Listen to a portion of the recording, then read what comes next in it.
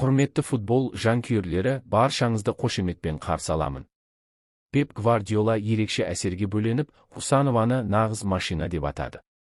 Бұл баға Манчестер Юнайтедке қарсы өткен Англия премьер-лигасы ойынынан кейін айтылды. Кездесуден соң Гвардиола салқынқандылықпен берген пікірлерімен футбол әлемін дүр сілкіндірді. Себебі испандық маман Хусанов жайлы өте жоғары пікір білдірді. Мұндай жағдай бірнеше айдан бері алғаш рет орын алып отыр. Мұның барлығы және өзге де маңызды жаңалықтар дәл қазір осы арнайы шығарылымда.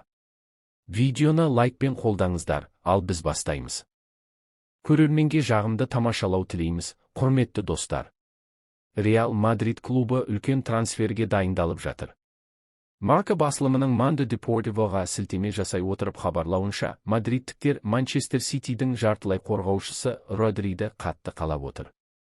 Сливочнайлар ортаңғы алаңды күшейтуді көздейді, және Родри үшін 100 миллион еуро төлеуге дайын.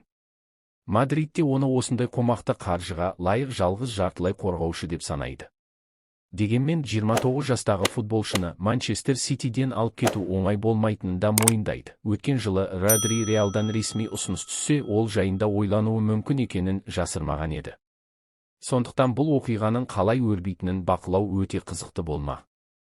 Реалдың жас шабуылшысы Эндрик те еуропалық клубтардың назарында. Оған қызығушылықтың артуына биылғы маусымда ойын уақытының аз болуы себеп болып отыр. Sky Sport дерегінше, Челси Эндрик үшін 70 миллион еуро ұсынып үлгерген. Алайда Реалдың жауабы нақты болды, футболшы сатылмайды. Мадридтіктер бразилиялық талантты болашақ жобаның маңызды бөлігі деп санайды. Эндриктің өзі де әзірге клубтан кетуге ниеттемес, дегенмен, бірнеше айдан кейін ашылатын трансфер терезесінде жағдай өзгеруі ғажап емес. Ал Англия құрамасымен Челси жартылай қорғаушысы Кол Палмердің клуб ауыстыруы әбден мүмкін. Бұл туралы Sky Sport хабарлайды. Дереккөздің мәліметінше, 23 жастағы футболшыға Пари Сен-Жермен қызығушылық танытып отыр. Париждік клуб басшылығы трансферлік рекордты жаңартуға дайын және ағылшын ойыншысы үшін 250 миллион еуро ұсынбақ. Футбол тарихындағы ең қымбат ауысым әлі күнге дейін Неймардың трансфері болып қала береді. PSG 2017 жылы бразилиялық шабуылшыны Барселонадан 222 миллион еуроға сатып алған еді. Айта кетейік, Палмер 2025 жылғы клубтық әлем чемпионатының үздік ойыншысы атанған болатын. Оның Челсимен келісім шарты 2033 жылға дейін жасалған. Бұған қоса, футболшыға Еуропаның өзге де алып клубтары қызығушылық танытып отырғаны белгілі. Манчестер Юнайтедтің бас бапкері Рубен Амарим биылғы жаздағы трансферлік саясатқа көңілі толмады. Бұл туралы Sky Sport басылымы хабарлады.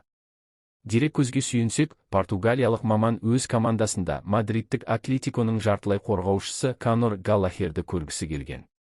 Алайда Амарим клубтың оның талабын орындамағанына наразылығын білдірді.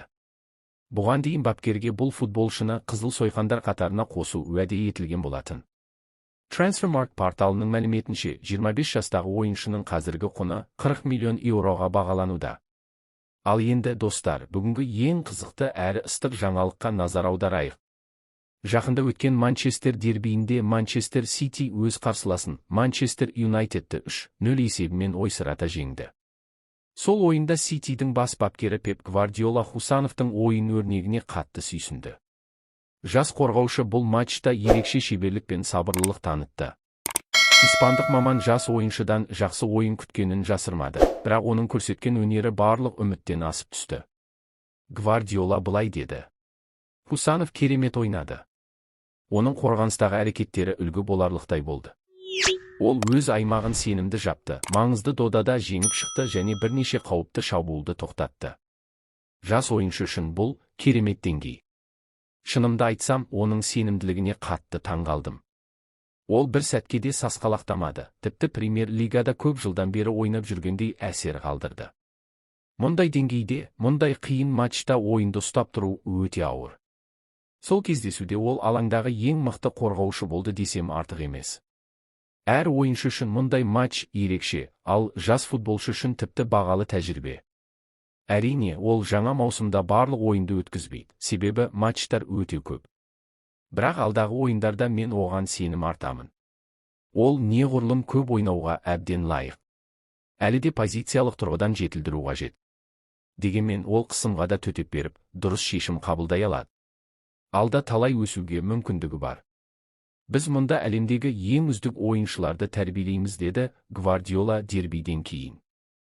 Достар, егер сіздер де Пептің сөзімен келсеңіздер, және Хусановтың Манчестер Юнайтедке қарсы ойында керемет өнер көрсеткенін ойласаңыздар, дәл қазір осы видеоға лайк басыңыздар. Жаңа шығарылымды жіберіп алмау үшін арнамызға жазылуды ұмытпаңыздар. Көңіл бөліп соңына дейін көргендеріңіз үшін үлкен рахмет. Келесі видеода кездескенше.